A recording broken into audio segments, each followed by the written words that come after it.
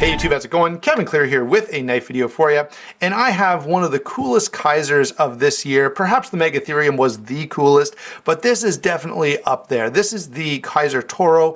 It's based on the Mat Diskin milled flipper. And really, this is a very Diskin looking knife, whether you think of the Kershaw Strobe or the Kershaw Diskin Hunter, the Diskin Vulcan. The only knife that he has that kind of departs from this is the Fire, which is one of the coolest knives in existence, although illegal in Canada, so I'll never own one. But you know, this knife is very, very faithful to the Diskin design that it's based on, generally speaking. And I've got to give Kizer a lot of credit for that, because that's why we buy these collaborations. We're a huge fan of whoever originally designed the knife, and we want kind of the closest thing we can get. And certainly this is very, very close. Okay, so props for that. Even the placement of the screws and the way the lock bar is done. The one thing I wish this didn't have was this horrible Kizer pivot. I really, really dislike this pivot, but Kizer's been using them for a long time and they don't really show any sign of stopping. So that is what it is. Let's go ahead and get size and weight on this knife, which is almost 9 inches, 8 7/8 overall. 4-inch blade, 5-inch handle, basically. The handle's actually 4 5/8, so it's almost too close to care about. The weight on this is a little hefty at 5.9 ounces, but it's so slim that, you know what, in pocket, it carries really, really nicely. And even at 5 ounces, if you're wearing a pair of jeans or 511 pants or something like that, you're not gonna notice that 6 ounces, okay? Yeah, if you try to wear this with your Sunday dress pants, it's probably not gonna work very well for you. But outside of that scenario, or I mean, go for a jog and put it in your track pants pocket, again, probably not going to work. But outside of those situations, I think this carries just fine. Although I know there'll be some of you who have a magic number in your head and you say, like, I never go over whatever ounces, 4.5 ounces, 5.5 ounces, or fill in the blank there for yourself. All right, so that's size, weight, and in terms of carry, it does carry very, very nicely in pocket. Let's go ahead and talk about this blade. This is a 4-inch piece of S35 VN steel, very nicely done. Stonewash finish, good and thin behind the edge. You got a big long clip point here with this nice little swedge, and this blade does something that I often talk about. Okay, this nicely balances strength. Look how much material is out here all the way by my finger, so it's a pretty strong blade, but it's also quite thin behind the edge, making it a really, really nice slicer. And so if you're doing food prep with this, you should have no issues whatsoever. It cuts really, really well.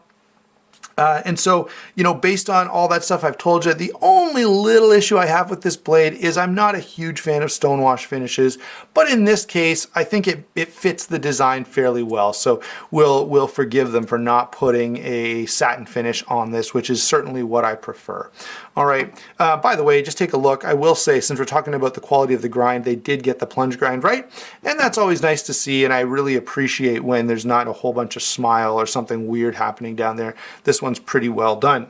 Now, let's go ahead and talk about lockup and deployment. This is an area we're going to spend a little more time, so you're going to have to bear with me here. I am probably going to need a flashlight to show you everything I want to show you, so you may have to bear with me as the camera tries to adjust to what's happening with the lighting. But let's go ahead and get started. This, of course, is a frame lock with a flipper. Very, very small flipper here that works really, really well. Okay, the action on this is quite nice. It is on bearings, so initially no big complaint. There are a couple little things here that I want to point out, though.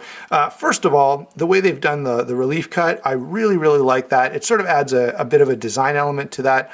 I also love, perhaps my favorite thing about this is the way the lock bar insert attaches down here and kind of finishes the lock bar so that it can be hidden behind the frame. And that really, really makes the lock side an attractive lock side.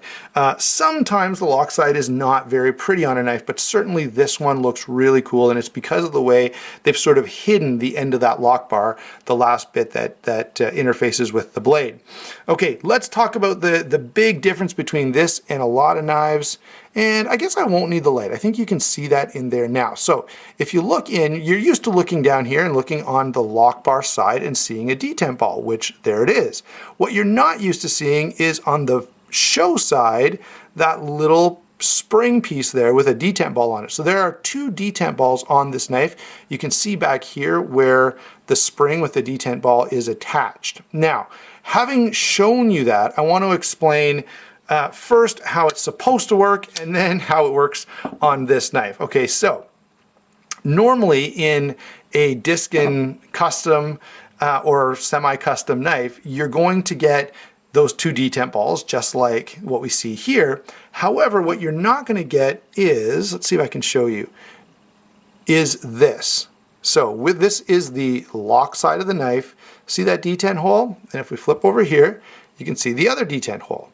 Okay, on an actual Mat Diskin knife, there would only be 1 detent hole and only one place where the detent of the knife is created, and it's the show side. So this is where Diskin normally does this.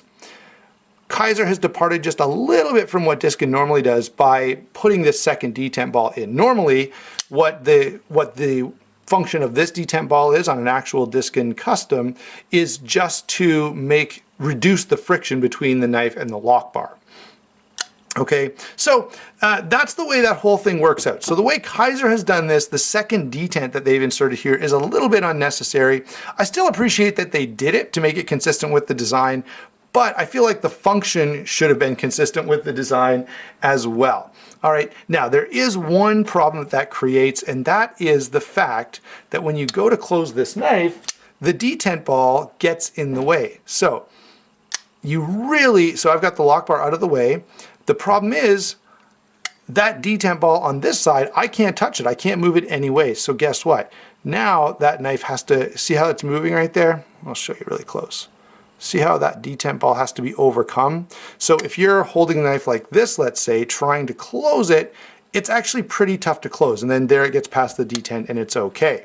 Now, that could have been solved by putting a detent ramp on the side of the blade, and I kind of wish they would have done that because it is a bit of an annoyance, especially if when you first handle this knife, you're like, why can't I close this knife? It's so weird. And that's the reason why, because of that second detent ball. So the action is very good, nicely done. I love a lot of the features on here, but it does have that weird second detent ball feature that works a little differently here than it works on an actual Diskin custom. All right, the next thing we want to talk about is the handle, and there are a couple of things we want to point out here. So first of all, we've got this very nicely milled titanium, full backspacer here, and the ergos on this knife are absolutely excellent. It just feels so natural in hand, extremely well done in terms of ergonomics, okay?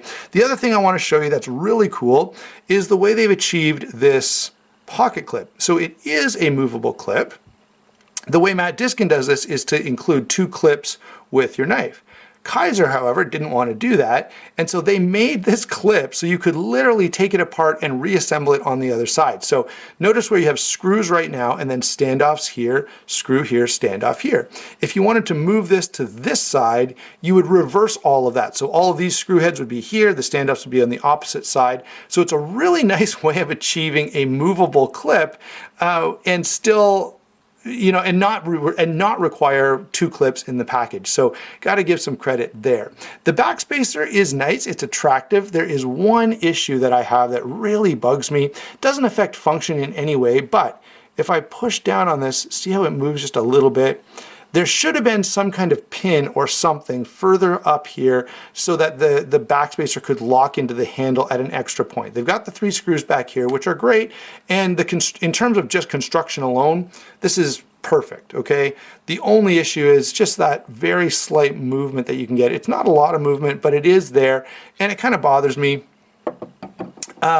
So those are the 2 things. Really, the way the second detent ball is implemented in the Kizer version, and the fact that they kind of missed doing something to secure the backspacer. Those are the 2 sort of issues that I would have in terms of construction. Overall, though, I think this is a really nice knife. So let's go ahead and get to some comparisons. First off, I have my Riot Torrent. I think it makes sense to put a couple of Chinese pieces here together. So obviously they're in a different class, but the Kizer quality is good. It's not quite to this level, but Neither is the price point.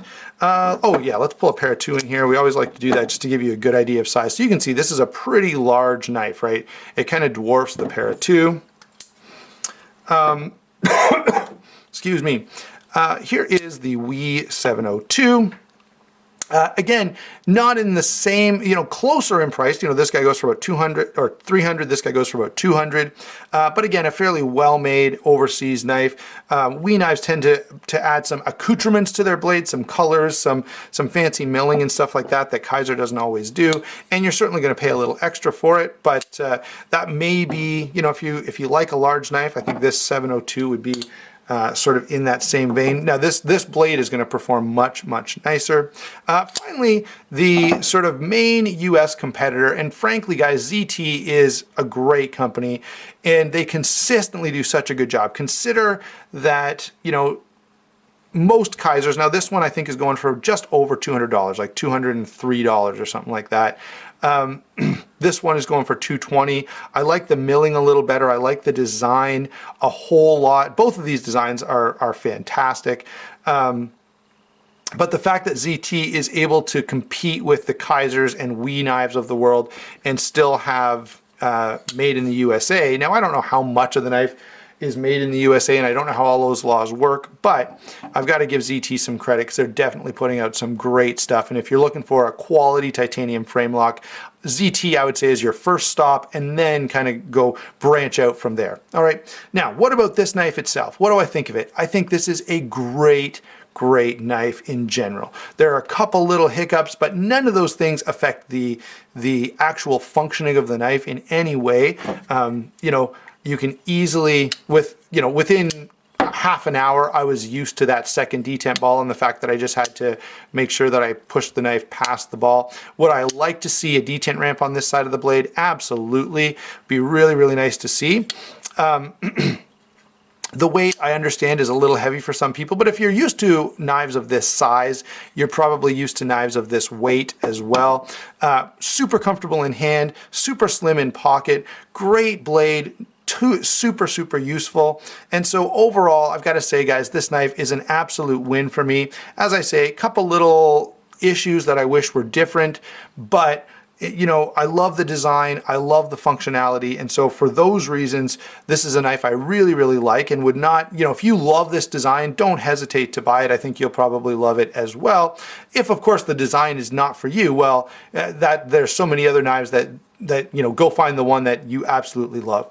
Okay, so there you go, guys. That's my take on the Kizer Toro. Great offering from Kizer for this year. I love the fact that they're working with Mat Diskin. He's certainly on my short list of favorite designers. Overall, great knife. Don't forget to like and subscribe, and we will talk to you soon.